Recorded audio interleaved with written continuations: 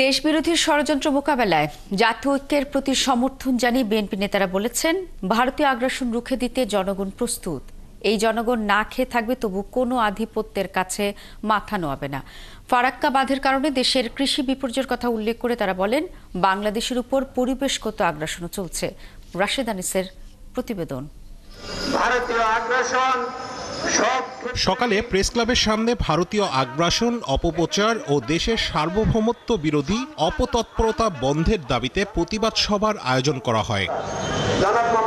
সভায় বিএনপি চেয়ারপারসনের উপদেষ্টা জয়নুল আবদিন ফারুক বলেন, ভারত যদি সহযোগিতার নামে বাংলাদেশ বিরোধী ষড়যন্ত্র অব্যাহত রাখে, তবে এর ফল ভালো হবে না।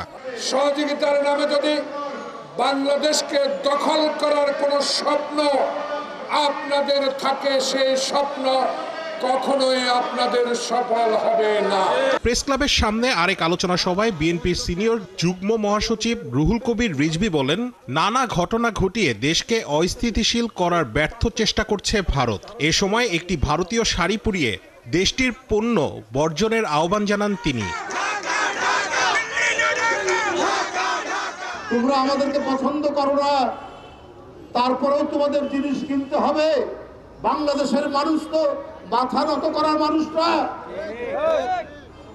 আমরা একবেলা খেয়ে থাকবো, তারপরেও আমরা মাথা নত করব না। আরেক আলোচনা সভায় বিএনপির স্থায়ী কমিটির সদস্য ডক্টর মঈন খান বলেন, বাংলাদেশে শুধু শক্তি দিয়ে আগ্রাসন হচ্ছে না, বরং পরিবেশগত আগ্রাসনও হচ্ছে। তা মোকাবেলায় দেশের মানুষ ও সরকারকে একযোগে কাজ করতে হবে। বাংলাদেশের উপরে বিভিন্ন দিক দিয়ে আগ্রাসন হচ্ছে, তার একটি গুরুত্বপূর্ণ দিক হচ্ছে পরিবেশগত আগ্রাসন। এই গেট যেদিন খুলে দেওয়া হয়েছিল, সেদিন বলা হয়েছিল যে ফারাক্কা বাঁধের পরীক্ষামূলক উদ্বোধন হচ্ছে। সেই পরীক্ষামূলক উদ্বোধন কিন্তু আজ পর্যন্ত বন্ধ হয়নি। দেশবিরোধী সকল চক্রান্ত মোকাবেলায় অন্তর্বর্তীকালীন সরকারকে সতর্ক থাকার পরামর্শ দেন এই বিএনপি নেতা। ফারাক্কা চুক্তি যেটা করা হয়েছিল, সেই চুক্তি কিভাবে নতুনভাবে লিখিত হবে, সেই জন্য আমাদের আন্দোলনে নামতে হবে। রাশেদ আনিস, ৭১, ঢাকা। বাংলাদেশে ভারতীয় আগ্রাসনের প্রতিবাদে বিক্ষোভ মিছিল করেছে ঢাকা মহানগর উত্তর বিএনপি ও এর সহযোগী সংগঠনের নেতাকর্মীরা।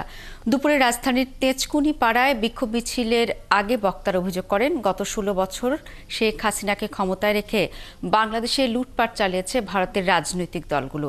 তাদের দাবি, ৫ই আগস্টের পর বাংলাদেশের রাজনৈতিক প্রেক্ষাপটে পরিবর্তনের পর ফ্যাসিস্ট শেখ হাসিনাকে রাজনীতিতে পুনর্বাসনের জন্য গণমাধ্যম সহ নানাভাবে ষড়যন্ত্র করছে ভারত।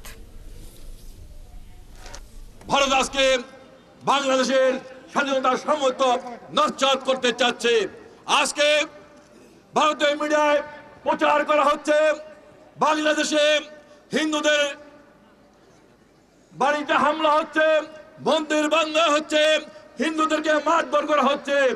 আমরা এই মিথ্যা প্রচারের বিরুদ্ধে ধিক্কার জানাই।